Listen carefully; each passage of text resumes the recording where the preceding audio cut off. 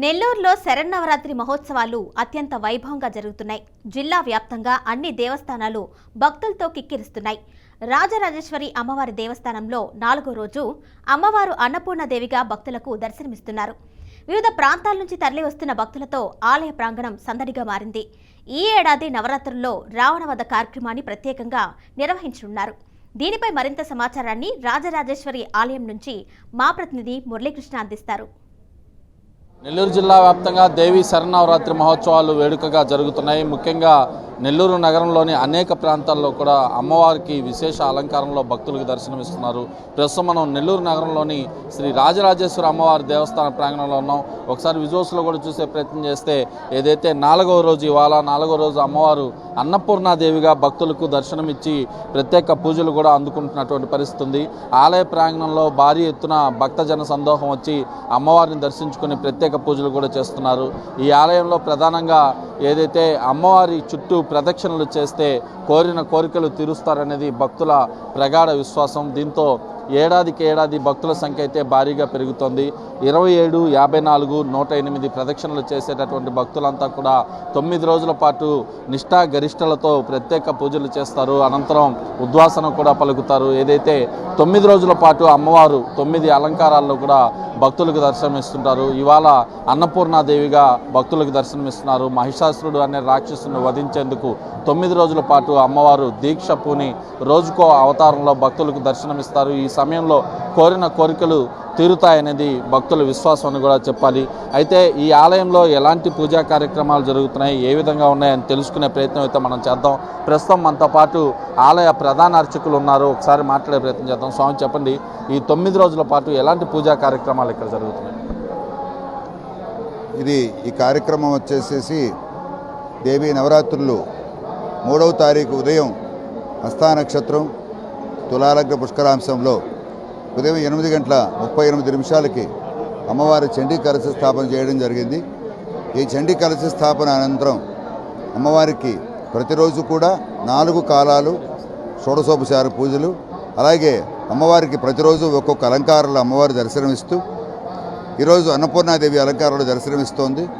అలాగే ప్రతిరోజు కూడా అమ్మవారికి ఉదయాన్నే 5:30 ఆలయాన్ని శుద్ధి చేయడం, ఆలయం శుద్ధి తర్వాత అమ్మవారికి పుష్పాలంకరణ చేయడం, పుష్పాలంకరణ తర్వాత 1వ కాల పూజ అమ్మవారికి మహానివేదన పూజా కార్యక్రమాలను నిర్వహించడం, తర్వాత ఉదయం 7 గంటలకి కుంకుమార్చన పూజా కార్యక్రమాలు చేయడం, అలాగే 8 గంటలకి విశేషమైన శ్రీచక్ర నవావరణ చక్రార్చన అమ్మవారికి అత్యంత ప్రీతికరమైన అత్యంత ఇష్టమైన దేవీ నవావరణ చక్రార్చన పూజా కార్యక్రమాన్ని చాలా వైభవంగా జరిపించడం జరుగుతుంది.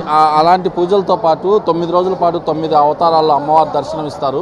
ఈ అవతారాల్లో దర్శనమిచ్చేటటువంటి అమ్మవారికి ఎలాంటి పూజలు చేసుకోవచ్చు భక్తులు? అమ్మవారికి అష్టోత్తరము, ఖడ్గమాల, సహస్రనామార్చన పూజా కార్యక్రమాలన్నీ ప్రతినిత్యం జరుగుతూ ఉంటాయి.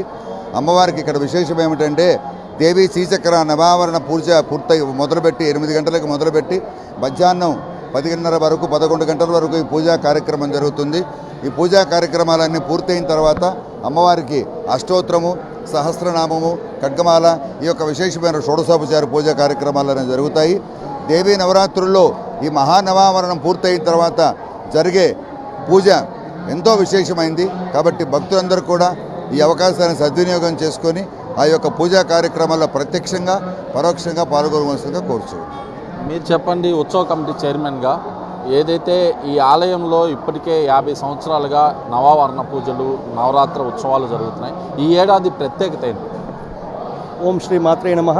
మా ప్రధాన అర్చకులు చెప్పినట్లు నిత్యం పూజా విధానాన్ని ఏ విధంగా పూజలు చేస్తున్నారనేది మా ప్రధాన అర్చకులు చెప్పారు.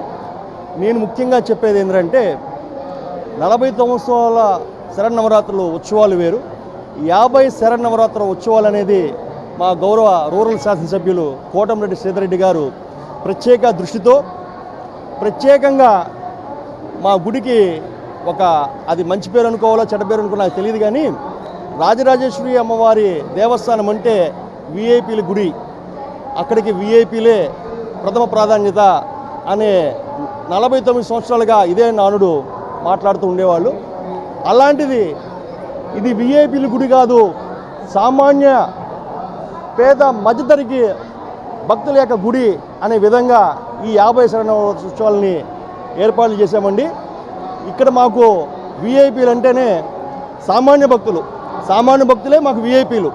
మా శ్రీధర్ గారు, మా రూరల్ ఎమ్మెల్యే గారు మమ్మల్ని ఇక్కడ కమిటీ సభ్యులుగా, చైర్మన్గా నియమించినప్పుడు మాకు చెప్పిన మొదటి మాట, నాకు సామాన్య భక్తులే విఐపీలు, వాళ్ళకి ఎటువంటి అసౌకర్యాలు కల్పించితే నేను ఒప్పుకునే సమస్య లేదు, వాళ్ళకి మెరుగైన సౌకర్యాలు కల్పించండి, వాళ్ళకి క్యూ లైన్లో ఉన్నప్పుడు వాళ్ళకి వసతులు కానీ, మంచినీళ్ళ సదుపాయం కానీ, మజ్జిగ ప్యాకెట్లు కానీ, డోనర్ల ద్వారా బిస్కెట్ ప్యాకెట్ అందజేయడం కానీ, ఇవన్నీ కూడా ఆయన సూచనలు, ఆదేశాలతో మేము చేస్తున్నాము. అయితే ఈ ఏడాది ఎలాంటి పూజా కార్యక్రమాలు చేస్తున్నారు? అంటే ప్రతి ఏడాది ఒక్కొక్క కార్యక్రమాలు చేస్తుంటారు, ఈ సంవత్సరం ప్రత్యేకత ఏంటి?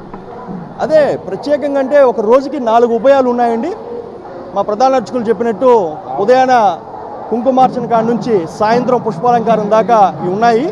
అయితే ఈ సంవత్సరం కూడా మా ఎమ్మెల్యే గారు నార్త్ ఇండియాలో పరిమితమైన రావణ వధ కార్యక్రమాన్ని నెల్లూరు ప్రజలకు అందజేయాలని ఒక సంకల్పంతో 60 అడుగుల రావణ వధ కార్యక్రమాన్ని, రావణాసుని వధ 11వ తారీఖు సాయంత్రం 6 గంటలకి అమ్మవారి సన్నిధి ఎదురుగుండా ఎమ్మెల్యే గారు ప్లాన్ చేయడం జరిగింది. దీనికి సంబంధించిన ఏర్పాట్లు కూడా జరుగుతున్నాయి. హైదరాబాద్ నుంచి బొమ్మ తయారీ శిల్పులను పిలిపించి బొమ్మ కూడా తయారవుతుందండి. దగ్గర ఒక పెద్ద మొత్తంలో ఆ కార్యక్రమాన్ని ఎమ్మెల్యే గారు ఏర్పాటు చేస్తున్నారు భక్తుల సహాయంతో. ఎమ్మెల్యే గారు కూడా తన వంతు సహాయ సహకారాలు, తన వంతు డొనేషన్ కూడా ఎమ్మెల్యే గారు ఏర్పాటు చేయడం అనేది. ఇది ఎప్పుడు కూడా నెల్లూరులో ఇంత మటుకు రావణాసుని వధ కార్యక్రమం చూడలేదు. దాన్ని ఈసారి నెల్లూరు ప్రజలకి మేము తీసుకొచ్చాము. ఈ భాగ్యాన్ని తమ ద్వారా వీక్షిస్తున్న ప్రజలందరికీ కూడా, నెల్లూరు ప్రజలకు కాకుండా నెల్లూరు చుట్టుపక్కల ఉన్న నియోజకవర్గ ప్రజలందరికీ కూడా ఆహ్వానం పలుకుతున్నాము. 11వ తారీఖు సాయంత్రం 6 గంటలకల్లా అమ్మవారి సన్నిధి, రాజరాజేశ్వరి అమ్మవారి సన్నిధికి వస్తే మీరు కల్లారా చూడటానికి ఎంతమంది భక్తులు వచ్చినా కానీ ఆ భక్తులకు ఎటువంటి అసౌకర్యం కలిగకుండా బార్కెట్ సిస్టమ్ ద్వారా భక్తులందరినీ కూర్చోబెట్టి రావణాసుని వధ, జై శ్రీరామ్ అంటూ నినాదాలతో రావణాసుని యొక్క విగ్రహానికి భక్తుల చేత ఎమ్మెల్యే గారు ఆ యొక్క కార్యక్రమాన్ని నిర్వహిస్తారు. అయితే అదేవిధంగా ఆలయానికి సంబంధించినటువంటి కార్యనిర్వహణాధికారి ఉన్నారు, ఏదైతే ఈ కార్యక్రమాలన్నింటి కూడా పర్యవేక్షిస్తున్నటువంటి పరిస్థితి ఉంది. ఒకసారి ఆయనతో మాట్లాడదాం. ఎలాంటి కార్యక్రమాలు జరుగుతున్నాయి సార్? భక్తులకు ఎలాంటి ఏర్పాట్లు చేశారు సార్? భక్తులకి ఈ సంవత్సరం శానిటేషన్ పరంగా కానీ, పరిశుభ్రంగా దేవాలయం ప్రాంగణం పెట్టుకోవడం, మంచినీరు కానీ, ఉచిత ప్రసాదం ప్రతి ఒక్కరికి, అలాగే ముఖ్యంగా దర్శనానికి మ్యాక్సిమం 30 మినిట్స్ లోపలే 15 నిమిషాల్లో కూడా ఒక్కొక్కసారి అయిపోతుంది. ఆ విధంగా క్యూ లైన్స్ 4 లైన్స్ ఏర్పాటు చేసి అమ్మవారు అత్యంత దగ్గరగా దర్శనం అయ్యే విధంగా కూడా సౌకర్యాలు ఏర్పాటు చేయడం జరిగింది. దీని అంతటికీ మాకు అన్ని శాఖల అధికారులు కూడా సహకరించారు. వీరందరికీ మంచి సూచనలు ఇచ్చి మాకు మంచి గైడ్ లైన్స్ ఇచ్చినటువంటి స్థానిక శాసనసభ్యులు శ్రీ కోటమిరెడ్డి శ్రీధర్ రెడ్డి గారికి ప్రత్యేక ధన్యవాదాలు తెలియజేస్తున్నాం. ప్రత్యేకత ఏంటి సార్ ఈ సంవత్సరం? ఈ సంవత్సరం 50వ శరన్నవరాత్రి బ్రహ్మోత్సవాలు అమ్మవారివి. అమ్మవారిని మొట్టమొదట కంచి కామకోటి పీఠాధిపతులు అమ్మవారిని ప్రతిష్ఠించారు. ఆ దినం నుంచి ఈ దినం వరకు అమ్మవారు వేలాది మంది భక్తులు దర్శించుకొని వారి కోరికలు తీర్చుకుంటున్నారు. ఈ సంవత్సరం 50వ శరన్నవరాత్రి మహోత్సవాల్లో భాగంగా ఈ రావణాసుర వధ అనే కార్యక్రమాన్ని స్థానిక శాసనసభ్యులు గౌరవనీయులు శ్రీ కోటమిరెడ్డి శ్రీధర్ రెడ్డి గారు ఏర్పాటు చేశారు.